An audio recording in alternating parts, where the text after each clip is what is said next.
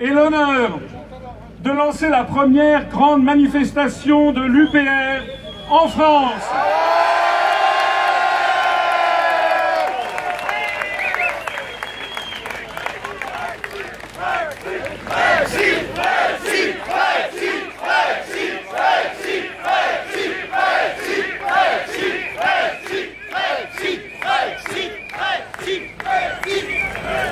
Notre mouvement n'a pas encore démarré son cortège et on me dit que nous sommes entre 1500 et 2000 personnes.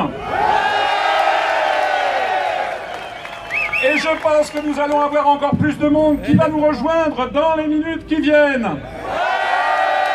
Je vous remercie d'avoir répondu à l'appel pour cette première manifestation alors même que les grands médias ont absolument tenu le silence le plus complet sur son organisation.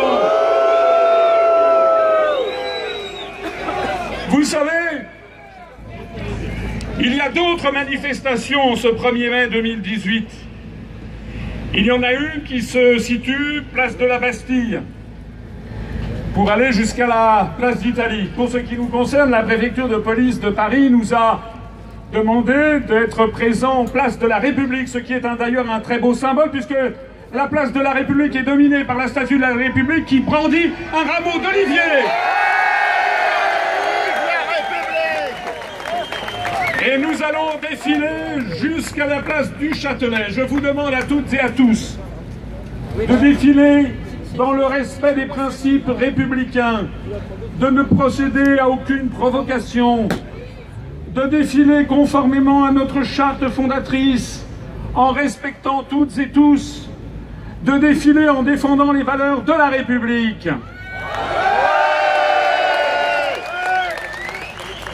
Les autres manifestants vont taper sur Macron. Ils ont raison d'ailleurs de taper sur Macron. Mais ils sont un peu myopes. Parce que le problème, c'est bien autre chose que Macron. De même que le problème, il y a quelques années, c'était bien autre chose que François Hollande. De même que le problème avant, c'était bien autre chose que Nicolas Sarkozy. Le problème, c'est que la France n'est plus dirigée par les Français. Le problème, c'est que toutes les directives qui nous sont actuellement imposées, les lois liberticides, la destruction des services publics, la destruction du code du travail, l'appauvrissement des classes moyennes et des classes populaires, la baisse des retraites, le flot de délocalisation qui ne s'interrompt pas. Quand on pense que le TGV est devenu allemand, quand on pense que M. Macron a donné sa bénédiction à la SAP d'un grand géant de l'industrie comme Alstom, quand on pense que la SNCF est en train d'être privatisée contre la volonté du peuple français, eh bien ce qu'il faut savoir, et vous le savez, mais il est important que l'ensemble des Français qui nous regardent le sachent aussi, tout ceci en fait n'est pas dû à M. Macron, comme ni à M. Hollande, ni à M. Sarkozy. Tout ceci est décidé par l'Union européenne depuis la Commission européenne de Bruxelles, par les traités européens qui nous imposent une politique économique et sociale de régression sociale. Tout ceci nous est également imposé par l'euro qui sape continuellement l'emploi en France avec une monnaie qui est bien trop chère pour la compétitivité de l'économie française. J'ajoute à ce panorama désastreux les problèmes internationaux, où la France n'est plus la France, où la France qui devrait être une puissance d'équilibre, une puissance faisant respecter le droit et la liberté des peuples et des nations conformément à la charte de l'Organisation des Nations Unies, et je me félicite de voir dans cette foule un certain nombre de drapeaux de l'Organisation des Nations Unies. La France est désormais placée sous la tutelle de l'OTAN, en particulier par l'article 42 du traité de l'Union européenne. Nos dirigeants piétinent le droit international en s'alignant complètement sur la volonté d'hégémonie planétaire des États-Unis d'Amérique et du camp euro-atlantiste. Oui, nous accusons M. Macron de développer des fake news. Oui, nous accusons M. Macron d'être allé bombarder la Syrie sans avoir apporté la moindre preuve que ce soit qu'il y avait eu une attaque chimique organisée par le régime. Macron, démission! Macron, démission! Macron, démission! Macron, démission! Macron, démission! Macron!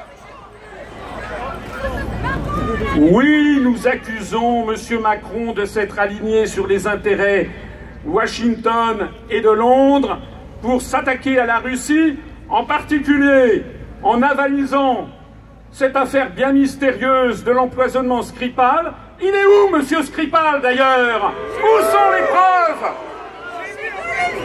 En attendant, nous avons chassé des diplomates russes. Nous sommes allés bombarder un pays souverain en piétinant la Charte des Nations Unies et le droit international. Quand bien même, d'ailleurs, serait-il prouvé qu'une attaque chimique ait eu lieu en Syrie, et quand bien même serait-il prouvé que c'est le régime, comme on dit, de Bachar el-Assad qui en était responsable, que nous n'aurions de toute façon pas le droit, parce que nous n'avons pas le droit de faire justice soi-même. C'est un principe du droit international fondamental. Et si nous ne nous battons pas,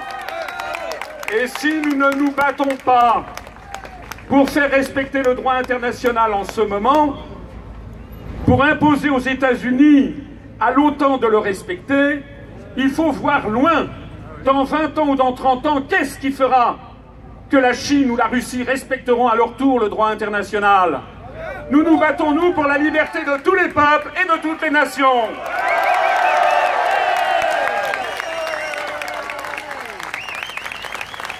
Nous ne sommes inféodés à personne. Nous essayons de défendre, tant bien que mal, ce que doit être la voie d'une France libre et souveraine, conformément à 2000 ans d'histoire de France.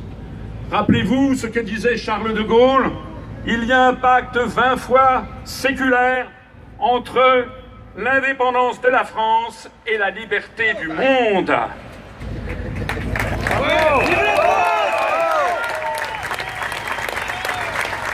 C'est la raison pour laquelle nous avons demandé, en effet, aux députés et sénateurs qui ont été tenus complètement à côté de la décision d'aller bombarder un pays souverain, nous avons demandé, hélas sans succès, mais nous l'avons demandé, ça restera dans les annales, nous avons demandé que les députés et les sénateurs engagent la poursuite du président de la République et me mettent en haute cour pour un processus de destitution tel qu'il est prévu par la Constitution européenne en cas de manquement grave à ses fonctions.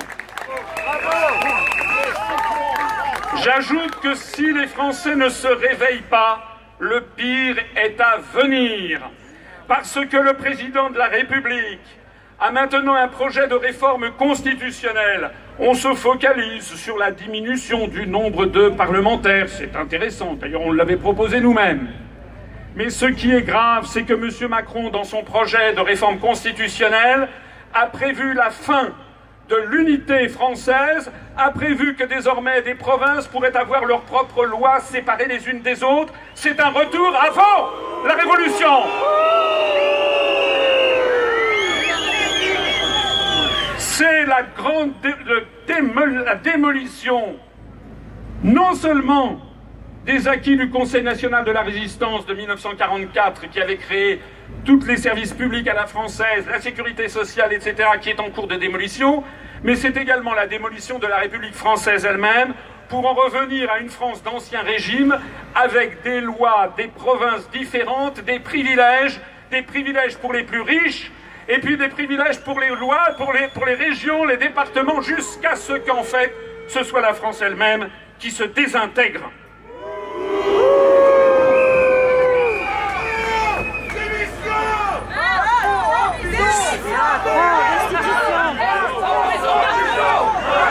C'est la raison pour laquelle notre mouvement politique, qui existe depuis 11 ans que nous disons la vérité, 11 ans que les événements ne cessent que de confirmer nos analyses, 11 ans à tenir le cap, 11 ans à refuser les manœuvres politicardes, 11 ans à refuser de dévier de notre charte fondatrice qui nous impose de rassembler tous les Français, quelles que soient leurs origines, quelle que soit leur religion, y compris ceux qui n'en ont pas, quelle que soit leur profession, quelles que soient leurs opinions politiques, nous leur proposons un nouveau Conseil national de la résistance de notre époque, parce que la plus importante des choses que nous devons tous faire ensemble, c'est de nous rassembler sur le plus grand dénominateur commun des Français, la souveraineté, la liberté et l'indépendance de la France.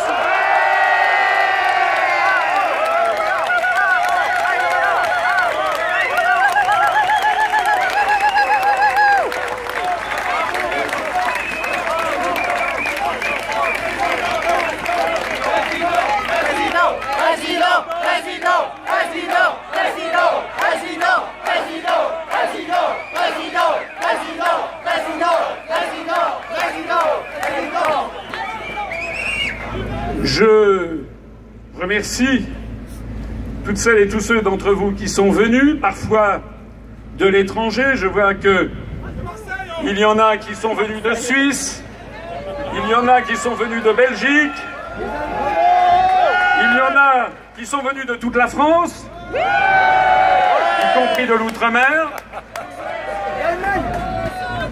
Nous allons avoir une belle journée de manifestation que je vais, dans quelques instants, ouvrir. À côté de moi, il y aura notamment quelques-uns des maires de communes de France qui nous ont rejoints. Je vous prie de les remercier d'être présents avec leur écharpe tricolore.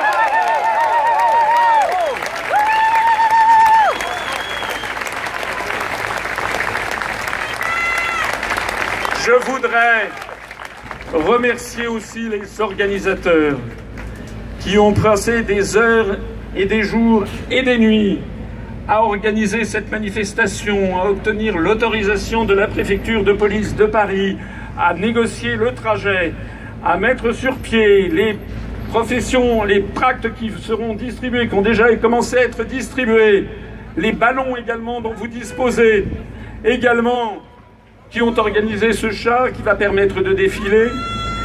Je voudrais à toutes et à tous vous donner vous dire un grand merci.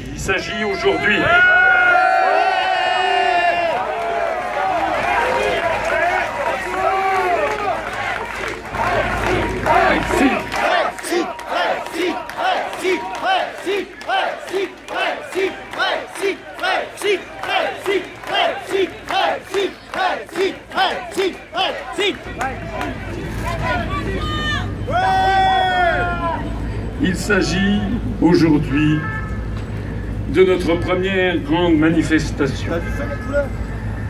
Je suis passé hier sur cette même place où il y avait une réunion unitaire du Parti socialiste et du Parti communiste français.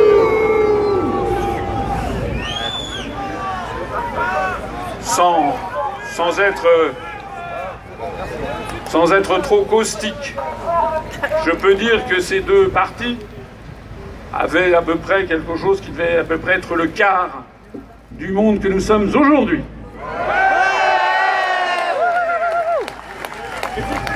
Je vous remercie d'autant plus que je sais qu'un certain nombre de